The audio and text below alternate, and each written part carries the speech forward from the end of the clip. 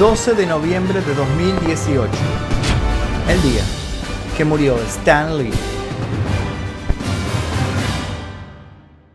La mayoría de la gente sabe muy bien quién es Stan Lee, y los que no vieron nunca una foto suya o no reconocen su cara, seguramente conocerán algunos de los personajes que creó. De su mente nació Spider-Man, los X-Men, los Cuatro Fantásticos, Hulk, Iron Man, Thor, Doctor Strange y Black Panther, entre otros héroes y villanos que hoy inundan las pantallas de todo el mundo. Su trabajo fue fundamental para que Marvel Comics creciera y se convirtiera en lo que es hoy. Con sus ideas, transformó un pequeño proyecto de nicho en una de las mejores franquicias mundiales e incluso le sobró tiempo para salir a buscar superhéroes en la vida real. Sin embargo, muy pocos saben que los últimos días de su vida transcurrieron entre acusaciones de violencia familiar provenientes de su propia hija y acusaciones de acoso sexual provenientes de las enfermeras que lo cuidaban. ¿Qué tanto de todo esto fue real? Bueno, hoy conoceremos la historia completa de Stan Lee, pero antes de comenzar les pido por favor que dejen su like si todavía no lo hicieron, que se suscriban y activen notificaciones, y también los invito a dejar un comentario con posibles sugerencias de próximos videos. Ahora sí, comencemos. Stan Lee nació el 28 de diciembre de 1922 en Manhattan, New York, bajo el nombre de Stanley Martin Lieber. Vivía junto a sus padres Celia Solomon y Jack Lieber en la avenida University del Bronx. Un departamento viejo y pequeño que no contaba con una cama matrimonial y obligaba a toda la familia a dormir apretados en un sofá-cama en el living. De grande recordó en una entrevista que de lo único que hablaban sus padres era de cómo pagar las cuentas y el alquiler. Ellos eran un matrimonio de inmigrantes judíos rumanos que se conocieron en la ciudad de New York y se casaron en 1920. Emocionalmente distante y estricto, su padre era sastre y siempre tenía dificultades para conseguir un trabajo estable. Debido a la Gran Depresión, Stan tuvo que trabajar desde muy chico, incluso mientras estudiaba en el instituto DeWitt Clinton. Un detalle a recordar de la infancia de Lee era el deseo de escapar de los dramas familiares, de sus dificultades económicas y del judaísmo estricto. En el anuario de la secundaria declaró su objetivo: alcanzar la cima y permanecer allí. Y al parecer lo cumplió. Sus diversos empleos fueron desde mensajero, escritor de obituarios y comunicados de prensa, hasta trabajar en una de las empresas más grandes de pantalones del mundo. En el año 1940, Lee llegó al mundo de las historietas sin querer, cuando vio que necesitaban un empleado en la empresa Magazine Management. Había una vacante en el departamento de historietas, donde solamente trabajaban dos personas, Joe Simon y Jack Kirby. Esa oficina se llamaba Timely Comics, que luego mutó a Marvel Comics, pero para esa transformación hacen falta contar varios detalles importantes. Jack Kirby era el dibujante y Joe Simon era el encargado de trabajar con los textos. Es por eso que Stan Lee se pegó más a quien creaba las historias. Entre las primeras acciones dentro de la institución estaban las nimiedades de llenar los tinteros, llevar mensajes al correo y escribir detalles periodísticos. Según palabras textuales de Joe Simon, el primer día que vino fue a la oficina y tenía una pequeña flauta. Se sentaba en la esquina y la tocaba, volviéndolo loco a Jack Kirby. La verdad que no pensé que él tendría éxito en este trabajo. Al parecer Joe era bastante malo prediciendo el futuro. Para ese tiempo cada historieta necesitaba tener 2 páginas de prosa, de esta manera podrían utilizar los privilegios del correo de segunda clase. De esta manera tan poco triunfal, Stan Lee entró al mundo de los cómics. Así fue cuando la sección Capitán América, la venganza del traidor, nació de los dedos, el cerebro y sobre todo del corazón de Lee. A partir de ese momento se convirtió en todo un profesional. Junto con su primer texto nació también su nombre artístico, Stan Lee, que sería simplemente algo así como una abreviatura de su nombre real. Convirtió su nombre Stanley, como la marca de los termos estos caros, a Stan Lee. Él en ese momento decía que no quería usar su nombre real para firmar cómics porque lo estaba reservando para escribir la gran novela americana que cambiaría el mundo. Novela que jamás escribió. Esa pequeña prosa que rellenaba las historias en forma de cuento fue en aumento y para el número 5 de Capitán América escribió la historia completa de Headlight Hunter, Foreign Correspondent. Luego, para Mystic Comics número 6, en agosto de 1941, creó a su primer superhéroe, Destroyer. Tiempo después llegarían Jack Frost y Father Time. Gracias a una disputa que llevó a la salida de Simon y Kirby de la editorial y con un Stan Lee de apenas 19 años de edad, los jefes le preguntaron si él podía hacerse cargo de casi todo lo que tenía que ver con la dirección y el guión y por supuesto, él dijo que sí. Fue nombrado como editor interno. En ese entonces, solo era un chico que había comenzado de abajo escribiendo unos párrafos agregando varias ideas para los personajes de las historietas.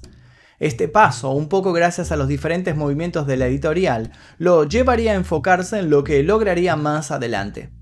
Lee todavía era un novato en el mundo de los cómics, pero eso no lo frenó en su ascenso intenso dentro de la empresa. Sin embargo, algo lo llevaría a tomarse un tiempo en el trabajo de los cómics: el ejército. En 1942, muchos jóvenes estadounidenses quisieron defender su país luego del ataque en Pearl Harbor, que significó el ingreso de los Estados Unidos en la Segunda Guerra Mundial. Esta historia y todos los detalles del ataque, de qué sucedió en ese momento, qué pasó después, cómo reaccionó Estados Unidos, cómo terminó la Segunda Guerra y un montón de datos extra, lo pueden encontrar en otro informe de este canal llamado El día que bombardearon Pearl Harbor. Fue así como Stan Lee, con solo 20 años, se alistó en el ejército. Fue asignado a la división Signal Corps, que se ocupaba de las comunicaciones y los sistemas de información. Ahí realizó tareas variadas, entre las cuales debía reparar los postes de telégrafo y otros equipamientos de comunicación. Entre las filas del ejército se hizo conocida su experiencia con la escritura y la creatividad, y fue así como al poco tiempo fue trasladado a la división de películas instructivas. En ese sector también pasaron otros artistas como el director de cine Frank Capra, Charles Addams, el creador de la familia Addams, y Theodore Geisel, más conocido como Dr. Seuss. En ese lugar, Stan Lee escribió manuales instructivos, propagandas y guiones de películas didácticas y de entrenamiento militar. Además, mientras llevaba puesto su uniforme, también dibujó y diseñó pósters para el ejército. Sin embargo, siempre declaró sentirse menos que los dibujantes del momento, y por eso decidió dedicarse solamente a la escritura. Lejos de los rifles y las bombas del campo de batalla, ocupó su puesto como dramaturgo. Dentro del ejército de los Estados Unidos, solamente 9 personas habían desempeñado ese cargo. Finalizada la Segunda Guerra Mundial, Stan Lee volvió a la compañía de historietas, que para ese entonces había cambiado su nombre por Atlas Comics. Lamentablemente descubriría que la década del 50 iba a ser muy complicada para el séptimo arte. A medida que se acercaba a la mitad del siglo, Lee se convertía en un joven adulto según los estándares de la época. En 1947 conoció y se casó con su esposa, Joan Clayton Bocook, para luego mudarse a una casa en Long Island. En 1950, 3 años después de dar el sí, la pareja tuvo un bebé, Joan Celia Lee. Durante sus primeros meses como padre consideró la posibilidad de lanzar una empresa de libros de textos, idea que luego descartó. Una parte del tiempo libre la dedicó a la radiodifusión y también trabajó para que se imprimieran más tiras cómicas de periódicos. Definitivamente nada lo detenía. Años después, en un comentario dentro de su autobiografía, Lee llamó a la década de 1950 sus años de limbo. Una frase intensa dentro de sus textos fue: "Todavía sentía que no iba a ninguna parte. ¿Cómo podía envejecer y seguir escribiendo cómics? ¿Dónde y cuándo se detendría todo?". No era uno de los mejores momentos para los cómics, ya que la gente y las autoridades aseguraban que las historias dentro de las viñetas ejercían un peso negativo en los jóvenes. Similar a lo que sucede actualmente cuando le echan la culpa a los videojuegos de la violencia juvenil. Durante ese tiempo, Lee se encargaría de escribir cómics de todo género: terror, romance, medievales, ciencia ficción, suspenso, cowboys, pero absolutamente nada de superhéroes. Estos años le costaron mucho dinero a la industria y claramente no fueron los mejores. Su recuperación comenzó a finales de la década con la renovación de DC Comics por parte del editor Julius Schwartz y su Liga de la Justicia. Así, los superhéroes volvían a tomar vuelo y Martin Goodman, a la cabeza de lo que ya tenía el nombre de Marvel, sugirió la creación de nuevos títulos. A Lee le llegó entonces una propuesta que tenía un solo requisito. Debía escribir un cómic protagonizado por un grupo de superhéroes. Goodman le dio rienda suelta en esta idea porque la editorial estaba muy cerca de la bancarrota y de cerrar para siempre. En la tranquilidad de su casa, Stan habló con su mujer sobre la propuesta. Sabía que debía ir por todo o nada. Ella le aconsejó que antes de que dejara ese trabajo escribiera un cómic, como realmente quería hacerlo, sin límites, sin trabas, algo que le saliera del interior. Si lo despedían, al fin y al cabo iba a ser lo mismo que renunciar. Él le hizo caso y volcó en ese cómic un montón de conceptos que hasta ese momento no le eran permitidos, y junto con el dibujante Jack Kirby le dieron forma a los Cuatro Fantásticos. La lluvia de rayos cósmicos que le dieron poderes a los personajes también potenció a Stan Lee, dándole la posibilidad de haber creado un cómic de un éxito instantáneo. Además, no solo salvó a Marvel de la quiebra, sino que fue el puntapié inicial de una década dorada para el sello. Se convertiría en la marca de cómics más taquillera, sobrepasando por varios cuerpos a su histórico rival, DC. ¿Pero qué hizo para llevar al éxito a los Cuatro Fantásticos? Simplemente humanizó a los personajes, que hasta ese momento eran personalidades acartonadas que solo tenían como trabajo mover la historia. Creó una familia de superhéroes y una dinámica particular. Los dramas humanos fueron volcados entre los diálogos e ilustraciones, dando sentimientos y debilidades a la historia y a los protagonistas. En 1962, con un impulso meteórico, la empresa siguió con más superhéroes, incluido Hulk y su contracara Bruce Banner, por supuesto también el dios nórdico Thor, y uno de los más emblemáticos hasta el día de hoy, Spider-Man y su alter ego, Peter Parker. Lo que conectaba a todos estos superhéroes y los hacía novedosos eran sus imperfecciones. No eran superpersonas sacadas del mismo molde, no siempre hacían lo correcto, sino justamente todo lo contrario. Para la creación de los boletines Bullpen, que era la página de noticias e información que aparecía en la mayoría de los cómics, Stan llegó a tener un gran grupo de escritores e ilustradores increíbles. En ese equipo estuvo Steve Ditko, quien diseñó el traje rojo y azul de Spider-Man, y en el transcurso de los primeros números lo moldeó como el joven físicamente acrobático y emocionalmente angustiado que conocemos hoy. Jack Kirby, quien había vuelto a la compañía, dibujó muchos de los otros personajes, dejando la vara muy alta. Lee contribuyó a la narrativa dramática, incluso rompiendo la cuarta pared que los separaba de los lectores, algo insólito hasta ese momento. El equipo del Bullpen sin duda supo enganchar y provocar a los fanáticos. Luego llegaron Iron Man, los Vengadores, revivieron al Capitán América, agruparon a los X-Men, guiaron a Daredevil e hicieron pensar a Silver Surfer, una de las facetas más evolucionadas de Lee.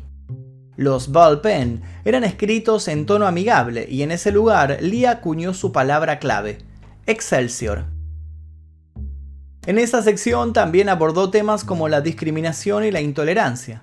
La empresa era un universo vivo que respiraba y evolucionaba y para ese entonces ya trabajaban con el conocido método Marvel. Stan creó una dinámica para fabricar las historietas. Algo a tener en cuenta era que en su momento de mayor producción, él escribía más de 10 cómics por mes. Ante la gran demanda, ideó junto a Kirby un sistema eficiente que consistía primero en desarrollar una trama en un borrador para que luego el dibujante, sin el guión en su poder, realizara todas las páginas según lo pensado previamente. Una vez que la historieta estaba ilustrada, se escribían los diálogos en función a lo dibujado. Este método, al mejor estilo producción en masa del Fordismo, le permitió mejorar los tiempos de dibujo y de lanzamiento de los cómics. De esta manera se potenció la producción, pero también significó la inexistencia de un punto de origen identificable a las ideas. Esta mejora fue una de las discusiones más fuertes entre Kirby, Lee y la identidad creativa que ambos crearon. Lee además les brindó a sus colaboradores la visibilidad que les correspondía. Los cómics antes no presentaban a sus creadores, simplemente se leían y ya. Él colocó los créditos detallados al principio de cada número. Enumeró por nombre al escritor, dibujante, entintador y rotulador. En las cartas de los fanáticos que posteriormente se sumaron a las páginas de los cómics también los elogiaba y los nombraba. Stan Lee en ese momento era el centro de atención. Pero mientras las entrevistas lo posicionaban en lo más alto como el cerebro de toda la operación, en realidad artistas como Ditko y Kirby estaban haciendo gran parte de la trama y el guión por su propia cuenta. Además, se les pagaba únicamente como dibujantes y no como escritores. Con el avance de los años 60, Lee expandió la marca Marvel a través de productos derivados que impulsaron el perfil y las ganancias de la empresa, así como su propia carrera. En ese mismo periodo llegaron a la animación Los Cuatro Fantásticos y Spider-Man, ambos en 1967. Uno de los temas controversiales de todo esto fue que los escritores y artistas, muchas veces autónomos, no recibían regalías por su trabajo. El hermano de Lee, quien trabajaba desde los inicios de Marvel, declaró que mientras veía a su hermano mayor hacerse rico y famoso, él estaba luchando por pagar el alquiler. Por este y otros temas, Ditko dejó la empresa en 1965.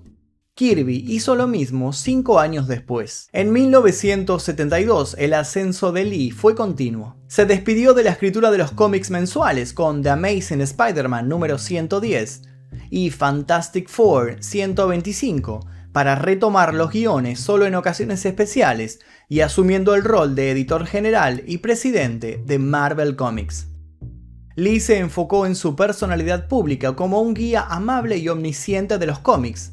Hablaba con los medios de comunicación en todo el país. Sumado a este movimiento también definió su marca personal, bigote grueso, canas y anteojos negros. Lo que para afuera era un negocio redondo, internamente en Marvel significaba desacuerdos con artistas y escritores, ya sea desde el contenido hasta las condiciones laborales. De un momento a otro, el primer jefe de Lee, Martin Goodman, y su hijo Chip, formaron una nueva editorial rival y reclutaron a los mejores talentos mal pagos como Ditko y Larry para trabajar en sus propios cómics. A mediados de los 70, Lee vendió a la cadena CBS los derechos de algunos de los personajes de Marvel. De este trato surgieron los dos primeros shows de TV basados en sus personajes, The Amazing Spider-Man y el exitoso The Incredible Hulk con Lou Ferrigno como el monstruo verde. En 1980 nació Marvel Productions, con él como director creativo. Sumado a este cambio, se mudó a Los Ángeles junto a su familia. En Hollywood descubrió pocas personas que se interesaran por su trabajo. Casi nadie quería hacer películas basadas en los personajes de Marvel. Tuvo reuniones con el director James Cameron sobre cómo hacer películas de superhéroes de acción, pero no pudieron llegar a un acuerdo. Estas propuestas realmente no fueron escuchadas ni comprendidas por nadie. En los años 90 Marvel se declaró en quiebra y se rescindió el contrato de Lee con la empresa. Rápidamente negoció y firmó otro para seguir apareciendo como figura emblemática de Marvel. Poco después lanzó una empresa de internet llamada Stan Lee Media con un socio llamado Peter Paul. La empresa fue desastrosa y de corta duración y ambos perdieron millones de dólares. Lamentablemente debió ser cerrada debido a implicaciones legales, al descubrirse que Peter Paul manipulaba ilegalmente las acciones en la bolsa de valores. Fue extraditado a Brasil, se declaró culpable y fue sentenciado a 10 años de cárcel. Entonces un golpeado Lee junto a otras personas creó Poe Entertainment. Siguiendo con la mala racha, la empresa fue acusada de una serie de faltas de conducta. Nunca se supo si Lee sabía lo que estaba pasando o si él había participado en las actividades ilegales. De la mano de esta empresa salieron versiones en cómics de superhéroes del grupo Backstreet Boys y también crearon juguetes para Burger King de Stripperella, un programa de televisión sobre una stripper y luchadora contra el crimen con la voz de Pamela Anderson. Ambos productos fueron un fracaso rotundo. El boom en cine comenzó recién en 1998 con el cazavampiros Blade, justo el mismo año en el que Lee perdió definitivamente su contrato con Marvel. Esta película sería la que marcaría por fin una subida en el cine de acción de superhéroes. En el año 2000, Stan fue invitado por DC para desarrollar una serie de cómics. La serie Just Imagine reinventó, con la voz particular de Lee, los orígenes de los más importantes superhéroes de la empresa: Batman, Superman, Wonder Woman y Green Lantern. Lee se volvió aún más reconocible durante estos años debido a que su imagen se explotó en una serie de emocionantes y graciosos cameos en films. En Mallrats de Kevin Smith tuvo una pequeña participación que dio inicio a estos famosos cameos. Con el tiempo, sus breves intervenciones fueron búsquedas obligatorias que no solo se limitaron al cine, sino también a los cómics, los videojuegos, sin dejar afuera a algunos dibujos animados. Uno de sus grandes éxitos fue sin duda Spider-Man, que explotó los cines recaudando con su primer film de 2002 y su secuela de 2004 casi 1.600 millones de dólares, sin contar con su polémica tercera parte, las ventas de DVD y de otros productos. Luego seguirían los éxitos de Capitán América y de Iron Man. En 2006, Stan Lee estrenó la televisión estadounidense ¿Quién quiere ser un superhéroe? No le alcanzaba con los cómics, con las series y con las películas, él quería un reality show. En este buscaba un paladín de la vida real entre un grupo de concursantes caracterizados con capas y máscaras. 4 años más tarde, durante 2010, The Man, como le decían a Stan, volvió a buscar superhumanos, pero esta vez para History Channel. Una temporada, 15 capítulos y varias personas con supuestos poderes reales. Luego de buscar y buscar, siguió escribiendo. En 2012 coescribió Romeo y Julieta: La guerra y fue uno de los libros más vendidos del New York Times. Como si no le alcanzara con la conquista de la pantalla grande, también lanzó un canal de YouTube llamado Mundo de Superhéroes Stan Lee. Más adelante, en 2010, creó la Stan Lee Foundation, donde buscó promover la diversidad, la alfabetización, la cultura y las artes. En varias entrevistas lo presentaron como el hombre más famoso en la historia del cómic estadounidense. Y ante la pregunta icónica de cómo se crea un superhéroe, él respondió: básicamente para mí, un héroe es alguien que se sacrificará o se arriesgará mucho para ayudar a otros, pero que aún tiene rasgos humanos, aún no es perfecto. Cuando se vuelven perfectos, se vuelven aburridos. Sin embargo, muchas de las personas que trabajaron con Lee afirmaron que él nunca pudo abrazar a su propia definición. No ayudaba a los demás, ya sea a sus empleados pidiendo mejores condiciones de trabajo, o a su amigo Jack Kirby tratando de recuperar el arte original que le pertenecía. Este dibujante, que había trabajado con él codo a codo, lo acusaba de querer llevarse todos los créditos. Incluso llegó a declarar: Stan Lee y yo nunca colaboramos en nada. Nunca pude ver a Stan Lee como creativo. Creo que Stan tiene un complejo de Dios. En este momento él se cree el padre del universo Marvel. Stan siempre rechazó las afirmaciones de Kirby. Con ese temple continuó sirviendo como figura decorativa incluso después de dejar Marvel Comics. Una serie de cameos en sus películas de superhéroes cada vez más exitosa aseguraron su fama eterna. Para no aburrir con los títulos, con más de 23 películas, el Marvel Cinematic Universe se convirtió en la franquicia cinematográfica más taquillera de todos los tiempos. Sin duda alguna, Stan Lee y Marvel redefinieron la figura moderna del superhéroe.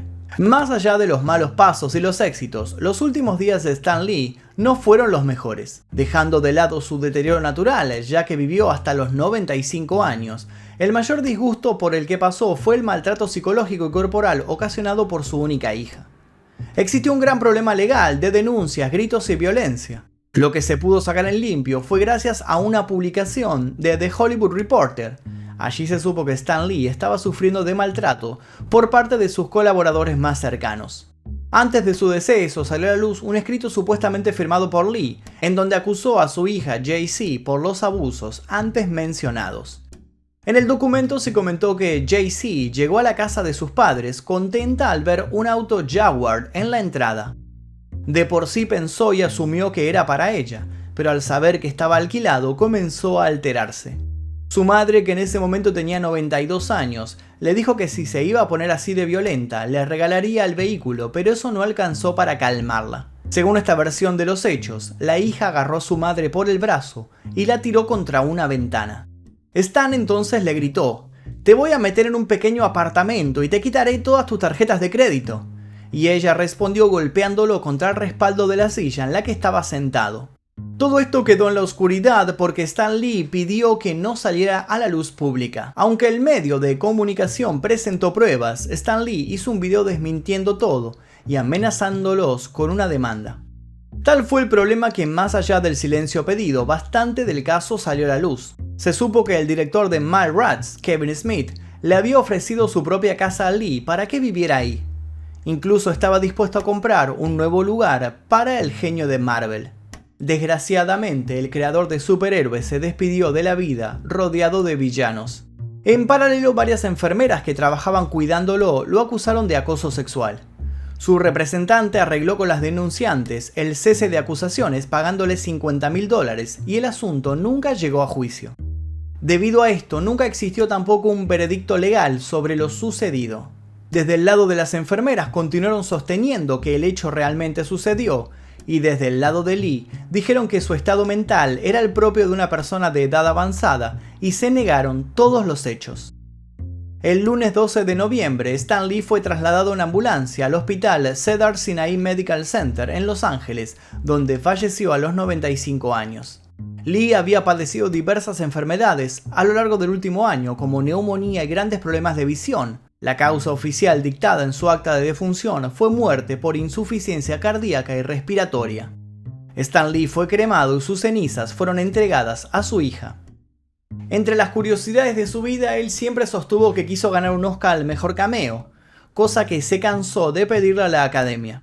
Además, cuando Donald Trump ganó las elecciones presidenciales, Lee bromeó en Twitter con que él se postularía para ser el presidente del mundo. A pesar de que ya no se encuentre entre nosotros, sabemos que su legado sigue vigente, tanto en los cómics como en las películas, como en la vida misma.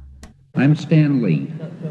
I've been writing stories for the young generation for the past 30 years.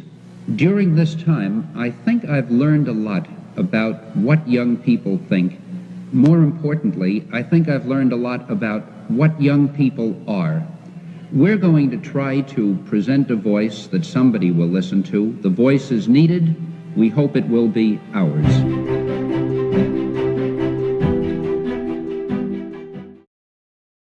Y ahora quiero que me dejen su opinión sobre este video. Cuéntenme alguna anécdota que yo no haya dicho en este informe que preparamos sobre Stan Lee. Vamos a compartir entre todos la información que tenemos. También los invito a dejar una sugerencia para un posible futuro video en este canal. Si les gustó, les pido por favor que dejen su like, se suscriban si todavía no lo hicieron, activen notificaciones y les dejo un par de videos aquí recomendados para que sigan haciendo maratón. Yo por lo pronto me despido. Mi nombre es Magnum Mephisto y esto fue El Día Que.